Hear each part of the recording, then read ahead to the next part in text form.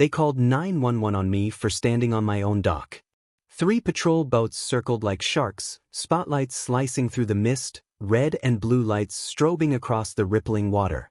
My hands weren't even raised. They were holding a mug of black coffee, still steaming in the early dawn. From the shore, Delilah Kent, HOA president of Willowbrook Estates, was screaming into a megaphone. "He's armed. He's threatening to flood the entire neighborhood." I wasn't armed. I was barefoot, half awake, wearing an old flannel shirt my grandfather left me. The only weapon in sight was a worn copy of the Federal Waterway Jurisdiction Act, 1884 Amendment. The lead officer shouted, "Sir, step away from the water." I just smiled, lifted the folder of documents, and said calmly, "Officer, before you go any further, you might want to call your state attorney. This lake? It's under federal jurisdiction, not the HOA's." The silence that followed was the most satisfying sound I'd ever heard. Even the waves seemed to hold their breath. I stood there, coffee in one hand, law in the other, watching the realization ripple through the crowd on shore. For once, Delilah Kent's voice faltered, her confidence cracking like thin ice. "My name's Daniel Rivers, 53 years old, retired hydrologist for the U.S. Geological Survey. I spent 3 decades studying rivers, wetlands, and water rights, the invisible borders people fight over without ever realizing who truly controls them. When my grandfather passed, he left me something more valuable than money, a legacy wrapped in cedar and time. A small cabin on the edge of Lake Serenity, built in 1962 with his own hands, every beam carved, every nail placed with stubborn pride. The walls still whispered with the scent of pine resin and old tobacco, and when the fire crackled in the stone hearth, it felt like he was still there, humming low tunes while whittling by lamplight. When the estate settled, I bought the surrounding property, 3 acres, including the entire 12-acre lake. The realtor called it distressed land, but to me, it was perfect. What no one realized, not even the county assessor, was that Lake Serenity was still classified as a federally navigable waterway. That meant no local jurisdiction, no HOA interference, federal oversight only. To most people it was just water. To me it was sovereignty. The first month was a kind of peace I hadn't known in years.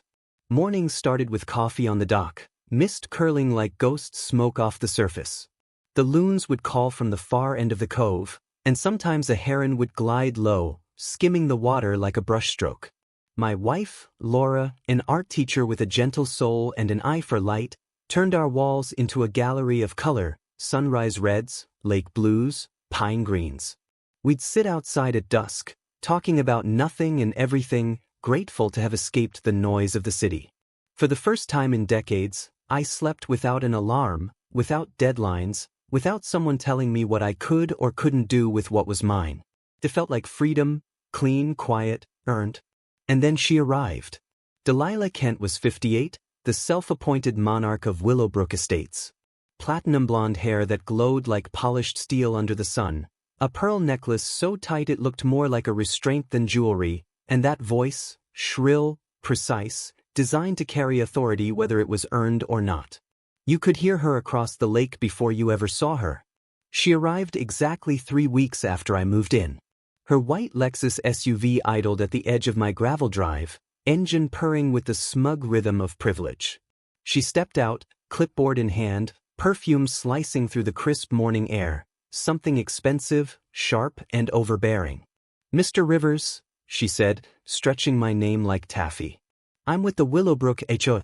You're required to register any water access and dock under our environmental compliance rules." I blinked, confused for half a second. "Ma'am, I own the lake." Her smile stayed frozen in place, but her tone chilled 10 degrees. "You own access rights," she corrected.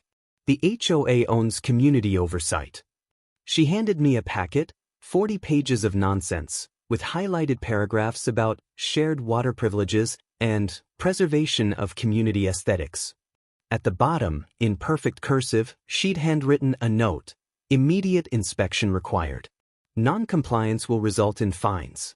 I skimmed the first page, realizing most of the citations weren't even from county code but from something called the Willowbrook Environmental Charter, which, as far as I could tell, was a collection of rules Delilah invented on her lunch break.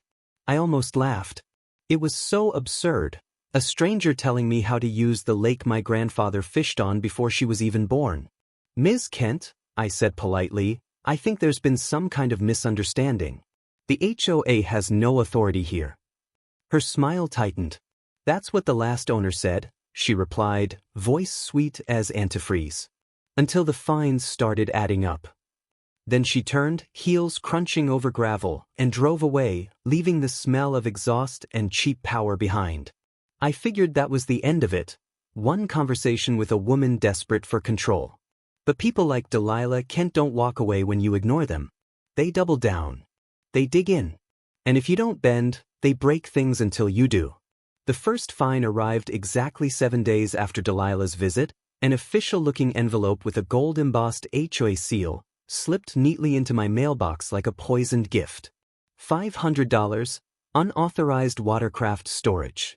I unfolded the citation twice, just to be sure I was reading it right.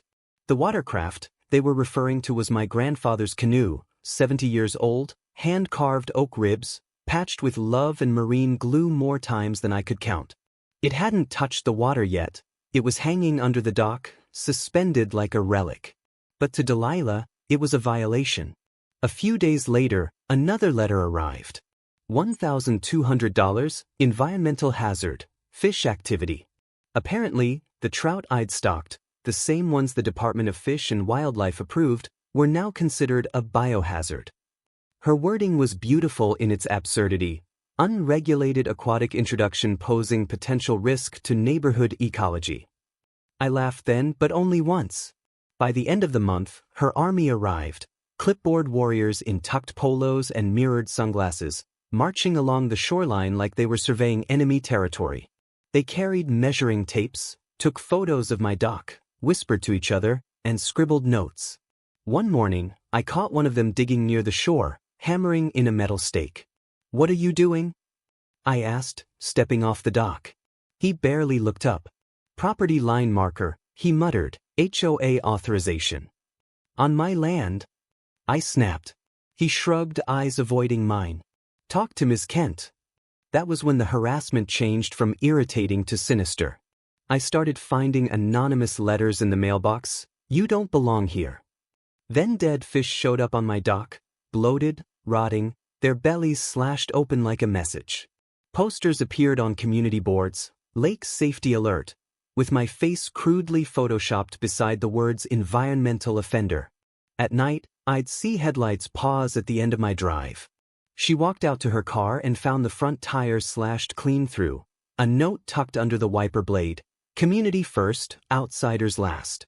She stood there, trembling, holding the paper like it might burn her fingers. That was the moment something inside me shifted. The quiet patience, the logic, the calm I'd carried through every argument of my life. It all snapped. That was the day I stopped laughing. I started digging, literally and legally. When someone threatens what's yours, you either roll over or start turning over stones. I chose the latter. At the county recorder's office, I spent 2 full days hunched over dusty ledgers and microfilm, tracing every plat map, deed, and boundary adjustment dating back to 1890. Each map told the same story: Lake Serenity, Federal Waterway, navigable under the Rivers and Harbors Act. That classification wasn't just a title, it meant federal oversight, not local. In plain English, Delilah's HOA had no legal authority within 100 feet of my shoreline. Not partial authority, not conditional oversight, none. But the deeper I went, the uglier it got. In 2019, a new survey appeared in the records, stamped, filed, and certified by Kent Land and Development, the firm owned by Delilah's husband, Richard Kent. The document looked legitimate until I noticed something subtle: a single line shift in the southern boundary, curving outward just enough to swallow the entire lake within HOA jurisdiction. No approvals from the county. No federal review. Just quiet corruption inked into a public record. It was deliberate, a paper heist. Then came the money. I filed a Freedom of Information request for the HOA's nonprofit financial filings. Buried in the quarterly reports were payments to Kent Environmental Consulting, a shell company Richard also owned. Over $186,000 paid out across 2 years for lake remediation, erosion control, and water safety improvements. I took a drive around the neighborhood after reading that. Not one new erosion barrier, not a single drainage fix, not a scrap of evidence that a dime had been spent. They weren't preserving the community, they were bleeding it dry. HOA dues turned into personal income, laundered through fake invoices and bogus environmental contracts. That's when it hit me, this wasn't about my canoe or the dock or even the lake. It was about control, about covering up a scheme that had probably been running for years. Delilah wasn't just a power-hungry neighbor, she was a white-collar criminal wearing pearls and hiding behind community bylaws. I walked out of the recorder's office with a stack of photocopies under my arm and a new purpose burning in my chest. They thought they could bury me in paperwork, but I'd spent my whole career swimming through bureaucratic sludge. Now, it was my turn to start digging them out. Word travels through neighborhoods faster than light, faster than logic. Within 3 days of my visit to the county recorder's office, my name had become a rumor, reshaped, exaggerated, and fed through every phone call, front porch chat, and Facebook thread in Willowbrook Estates. Delilah had done what she did best, weaponized gossip. According to her, I was polluting the lake, tampering with protected property, and endangering community safety. The story grew arms and legs with every retelling. By Monday, I'd apparently bought the lake to build a private resort. By Tuesday, I was dumping chemicals to drive away wildlife. And by Friday, I was the neighborhood villain, the man trying to destroy Willowbrook's way of life. That's when the Facebook group appeared. Save Willowbrook Water, launched overnight, its profile photo a heavily filtered aerial shot of the lake, tinted green to make it look toxic. Within 48 hours, it had 300 members. The posts were endless. This guy thinks he owns our lake. He's destroying wildlife and draining the water levels. Someone call the EPA before it's too late. Every lie came with a photo, long lens shots of me testing water samples, twisted into something sinister. Someone even posted a clip of me hauling a bag of trout to the dock, captioned, "Caught dumping chemicals into the water at dawn." The comment section was a feeding frenzy. Words like arrogant, dangerous, outsider. People I'd never met were calling for my removal, demanding the HOA take action. But not everyone bought the narrative. Quietly, through back channels, support trickled in. Older residents, the ones who'd been here before the HOA's rise to power, began slipping handwritten notes into my mailbox. Short, cautious messages folded twice. "We're tired of her. She's been stealing for years. Keep your head down. You're not wrong." One night, I found a sealed envelope taped to my door. Inside was a photocopy of a receipt, an HOA check made out to Kent Environmental Consulting for $18,000. Scribbled beneath it in shaky handwriting were 4 words, "Ask what they fixed." Still, whispers of truth are no match for a chorus of fear. A few days later, new signs appeared overnight along the community trails. Community area, trespassers will be fined. The stakes were hammered into my soil, my side of the boundary line. Delilah didn't just want control, she wanted humiliation. Then came the social freeze. At the grocery store, people stopped talking when I walked by. The cashier who used to ask about Laura's art barely made eye contact. I'd catch neighbors staring from across parking lots, whispering like I was contagious. One man I'd helped fix a burst pipe for last month turned his cart around when he saw me coming down the aisle. Laura tried to pretend it didn't bother her, but it ate away at her spirit. She stopped painting near the window and kept the curtains closed all day. "It's just until things calm down," she said, forcing a smile that didn't reach her eyes. But her hands shook when she said it. The isolation was deliberate. It was psychological warfare dressed up as community concern. Delilah didn't need to send threats anymore. She turned my own neighbors into her messengers. And it was working.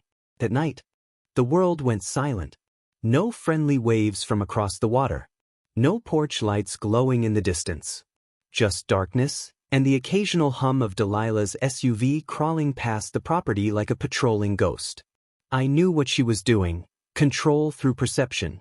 Make me the enemy long enough, and the truth wouldn't matter.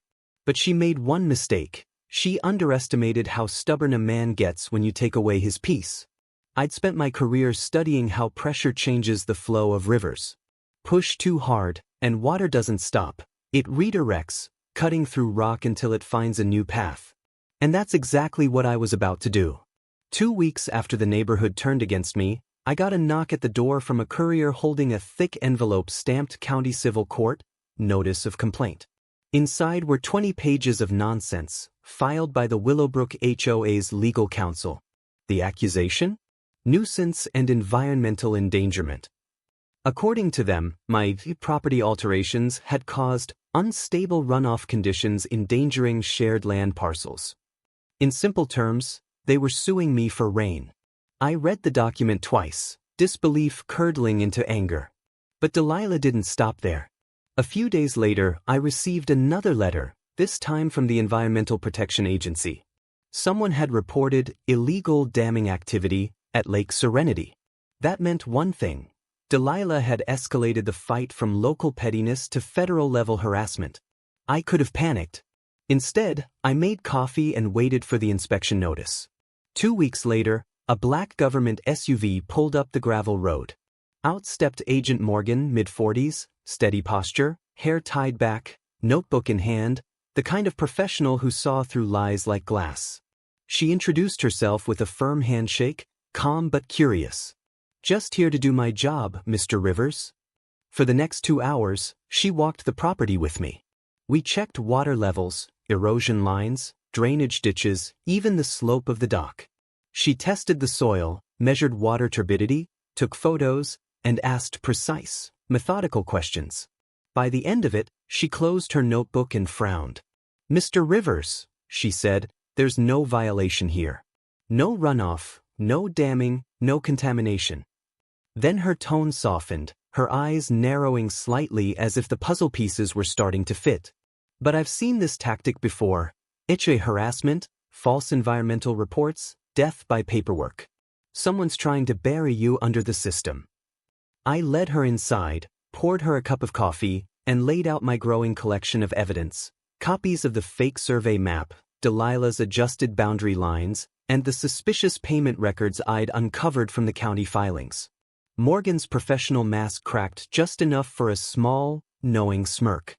She flipped through each document carefully, the scratch of her pen echoing across the kitchen table. Then she looked up. "If these documents are legitimate," she said slowly, "your HOA's not just overstepping, they're committing federal crimes. Fraudulent mapping, falsified filings, misuse of nonprofit funds. That's wire fraud. Possibly mail fraud. Maybe even RICO." The words hit like thunder. RICO, the same law used to bring down organized crime rings. I leaned back, trying to process it. "You're telling me this isn't just harassment?" She nodded. "It's coordinated fraud. And if what you've shown me checks out, it's a matter for the U.S. Attorney's Office." That was the moment the tide turned. For the first time in months, I wasn't just reacting, I was standing on solid legal ground. Delilah thought she was using the system to drown me, but she dug her own trench instead. Before she left, Morgan handed me her card. "Document everything," she said.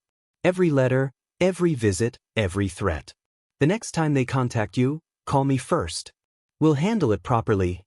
When her SUV disappeared down the road, I stood there in the quiet, the afternoon wind rippling across the lake. The fear that had been living in my chest started to dissolve, replaced by something colder, sharper, heavier, purpose. Delilah had declared war with lies and signatures. Now I was going to fight back with evidence, truth, and law, the 3 things she'd spent her entire life avoiding. And this time, I wouldn't be fighting alone. Agent Morgan didn't just walk away. She came back 2 days later with a name. "You'll want to talk to Julian Cruz," she said. "Property law, nonprofit fraud, federal compliance. He's made entire boards crumble before lunch."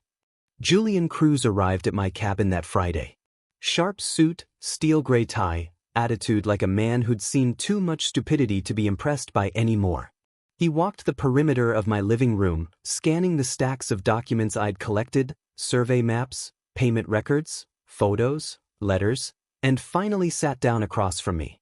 "You're sitting on a gold mine of evidence," he said, flipping through the fraudulent HOA filings like they were trading cards. "Boundary manipulation, shell payments, misused nonprofit funds. This isn't just HOA drama. It's organized embezzlement." He looked up with a half grin.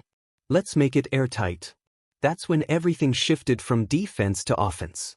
Under Julian's guidance, we filed formal document requests through the HOA Transparency Act, a little-known piece of legislation requiring community associations to disclose financial statements to members upon written request.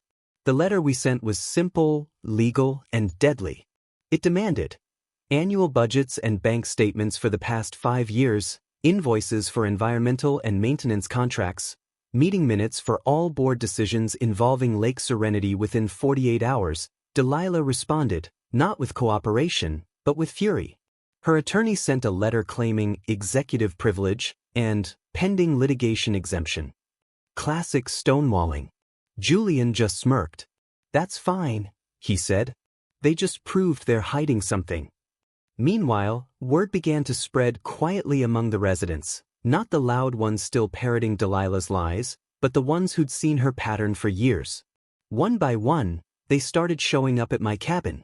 Janet, a retired accountant, brought old HOA balance sheets she'd kept from her tenure as treasurer, numbers that didn't add up. Bob, an ex-electrician with a permanent squint from years in the sun, showed me photos of maintenance work billed to the HOA but never completed. And Harold, a quiet man who'd been fined $200 for improper mailbox paint, brought a shoebox full of letters and photos showing Delilah's selective targeting of homeowners she didn't like. We started meeting in my cabin every few nights. The old oak dining table became our war room, covered in folders, maps, and yellow sticky notes. The air smelled of coffee, ink, and quiet determination. Every person in that room had been pushed too far. Janet would run her finger down columns of numbers, muttering, "Here. 2 payments, same invoice number, different dates." Bob would lean over with a flashlight, grinning. "Fake contractor. They billed for shoreline repairs. I know those guys, they fix air conditioners, not lakes." And Harold, soft-spoken but steady, would just shake his head. "She fined my wife for hanging a wreath 2 days early. This isn't about community. It's about power." By the end of that week, we had something Delilah didn't: organization. Bob installed a full set of 4K motion-triggered cameras around the property. He pointed one straight at the shoreline where I'd caught her lackeys digging months before. "Let's catch them in the act this time," he said, tightening the bracket. 2 nights later, around 2:30 a.m., one of those cameras pinged my phone. I opened the live feed and froze. 3 figures in dark clothing were knee-deep in the mud by the dock, hammering new stakes into the soil. One of them was using a power auger. Another carried a clipboard. And in the background, the headlights of a familiar white Lexus glowed faintly through the trees. Delilah wasn't just behind it, she was there herself. Julian's words came back to me like a spark. "Let's make it airtight." And that night we did. 2 weeks after we installed the cameras, the proof we'd been waiting for finally arrived, and it didn't come quietly. At exactly 2:07 a.m., my phone buzzed with a motion alert from the lakeside feed. I rolled over, bleary-eyed, expecting to see raccoons or maybe deer near the dock. But when I opened the live footage, my blood ran cold. There he was, Rick Castell, Delilah's so-called environmental consultant. Wearing an HOA-branded jacket, gloves, and a headlamp, crouched by the shoreline with a pair of bolt cutters glinting in the moonlight. The man was cutting straight through my waterline, the intake pipe that fed the cabin's filtration system. Every snip echoed faintly through the quiet night air. He wasn't sneaky about it either. He looked calm, methodical, like a man doing his job. I hit record, called Agent Morgan, and sent her the footage within minutes. She didn't even hesitate. "Keep everything untouched," she said. "We're moving fast." 48 hours later, Morgan called back. "We got the warrant." By sunrise, her team, a mix of state investigators and federal agents, raided the Willowbrook HOA office, a rented 2-room suite in a downtown strip mall sandwiched between a nail salon and a tax service. The door came off its hinges, and by noon, the truth came spilling out. Inside, they found 2 external hard drives labeled Operations and Maintenance. They were anything but. Each drive was packed with forged surveys, faked contractor invoices, and email chains linking Delilah, her husband Richard, and Rick Castell in a full-blown kickback scheme. It was all there, the whole rotten system preserved in digital ink. Payments routed through shell companies. Fake environmental reports billed to Kent Environmental Consulting.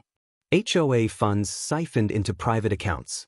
They even had a template document for emergency board votes, complete with pre-signed signatures from board members who had no idea their names were being used.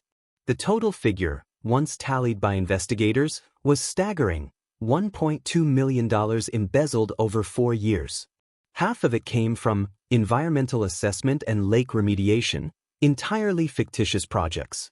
The other half came from community beautification grants that never existed in any public record. They had literally invented government grants to justify stealing their own members' dues. When I saw the summary report, I didn't feel victory, I felt fury.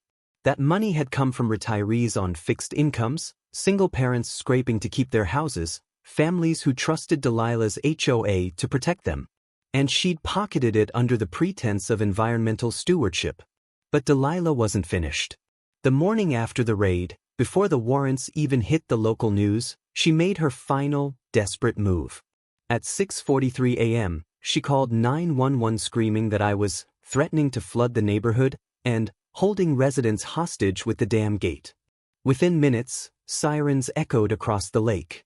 Patrol boats circled my dock, lights flashing, radios crackling.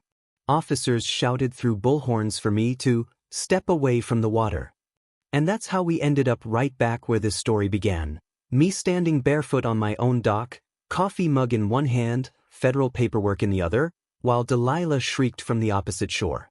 She thought she was staging one final act of control, a dramatic arrest, a public humiliation. But this time, I wasn't the one on trial. Because as those boats circled, the officers' radios began lighting up, dispatch relaying the new information coming from Agent Morgan's office downtown. And that was the exact moment the silence fell. The moment when every lie Delilah had built around herself finally collapsed under the weight of truth. Before the confrontation, Julian gave me one last piece of advice. Short, sharp, and surgical. Let them hang themselves, he said, sliding a stack of legal papers across my table. Don't react, don't argue, don't touch a thing. Let law enforcement witness everything in real time. You'll win more by standing still than shouting. It went against every instinct I had, but he was right. This was chess, not checkers, and Delilah was about to make her final, fatal move.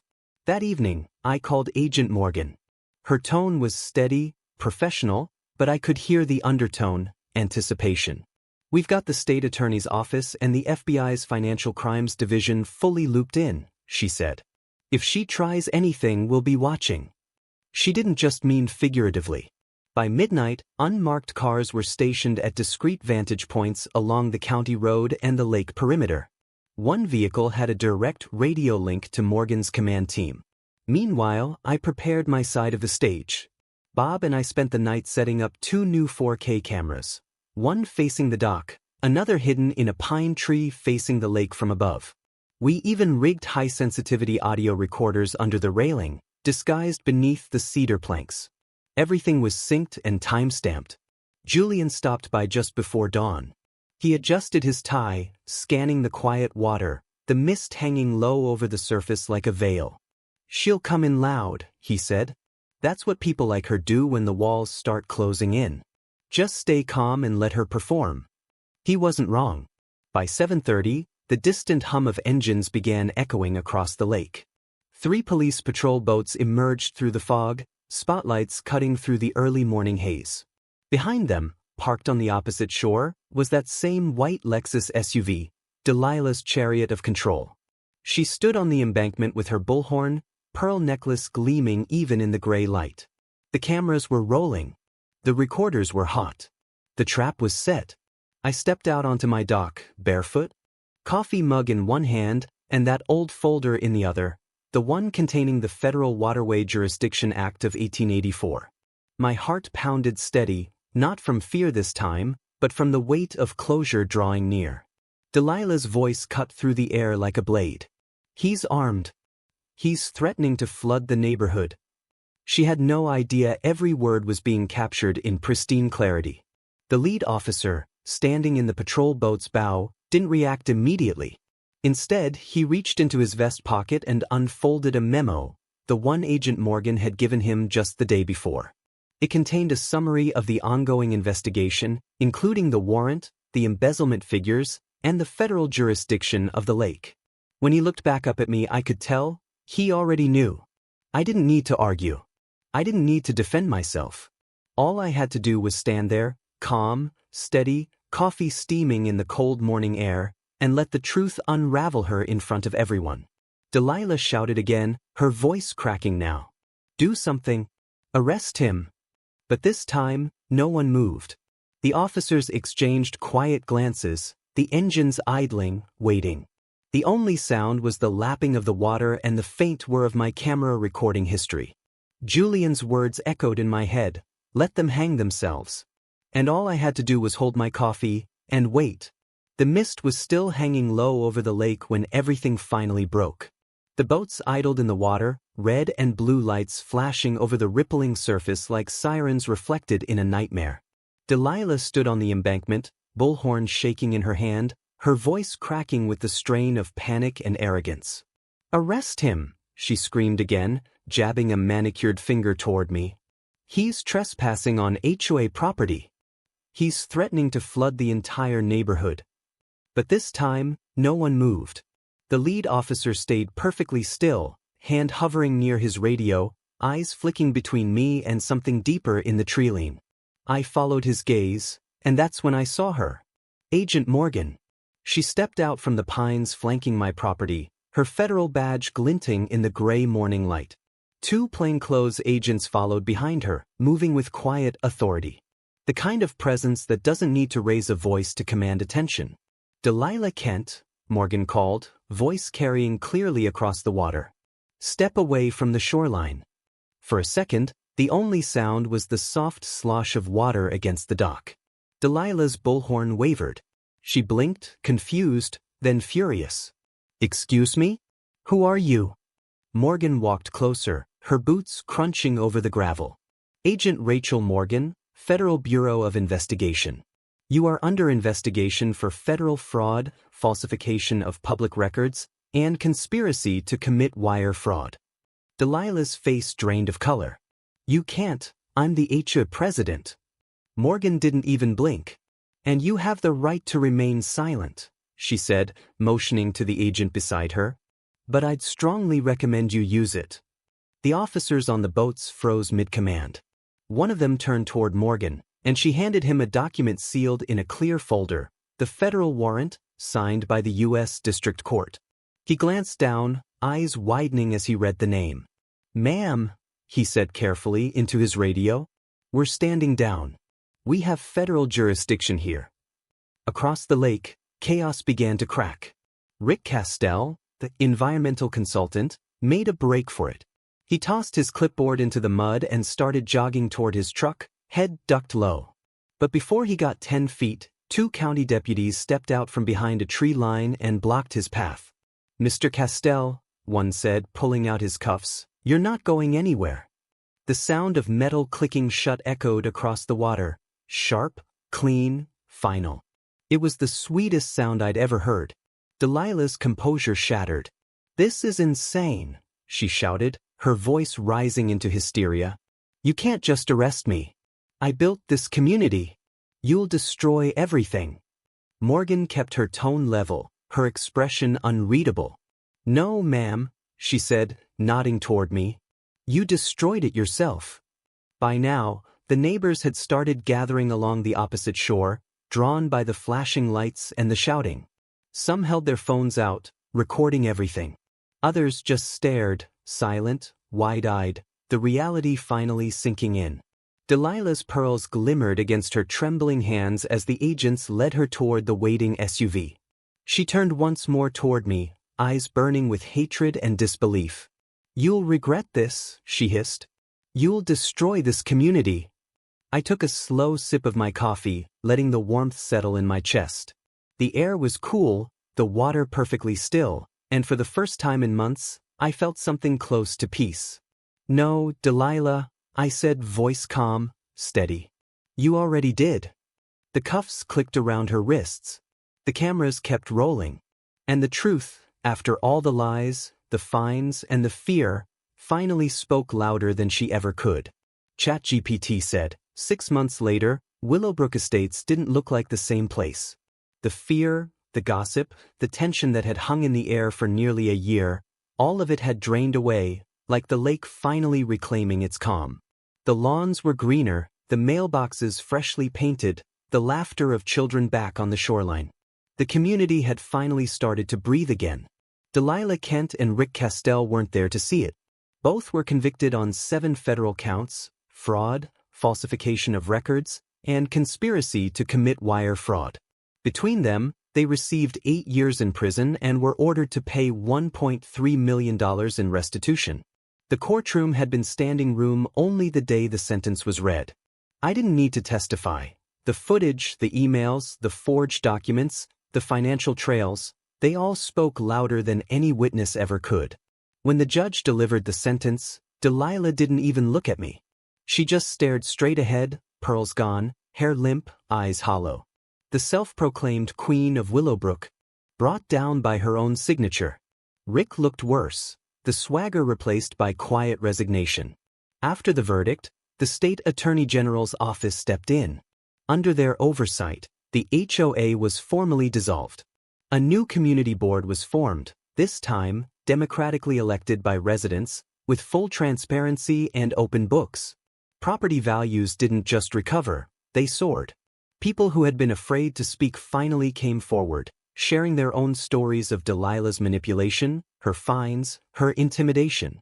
It was like sunlight finally hitting a mold-covered wall. As for Lake Serenity, my lake, it received something I never expected: federal recognition as a protected historical waterway. The paperwork came through with Agent Morgan's signature attached and a bronze marker from the U.S. Geological Survey declaring it a site of environmental and historical significance. The day they installed that marker at the dock, Laura and I stood side by side, hand in hand. The water shimmered like glass beneath the morning sun. The air smelled clean again: pine, water, and justice. I turned to her, smiling. "Told you it'd be worth the fight." She laughed softly, the sound I'd missed for months, and rested her head on my shoulder. Then I turned toward the camera mounted on the porch railing, the same one that had captured every crucial moment of this story. The red light blinked on, and I spoke directly to the lens. "They called 911 to take away my lake," I said. "Instead, they lost their empire." I paused, letting the wind carry the words across the water. What would you have done if your HOA tried to steal your water? Drop a comment below. I read every one of them.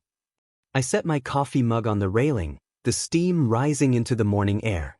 Thanks for watching, friends. And don't forget to subscribe, because next week I'll tell you how another HOA tried to fine a veteran for flying his flag and how that ended in court. The camera panned over the lake, sunlight glinting off the calm ripples as the screen faded to black.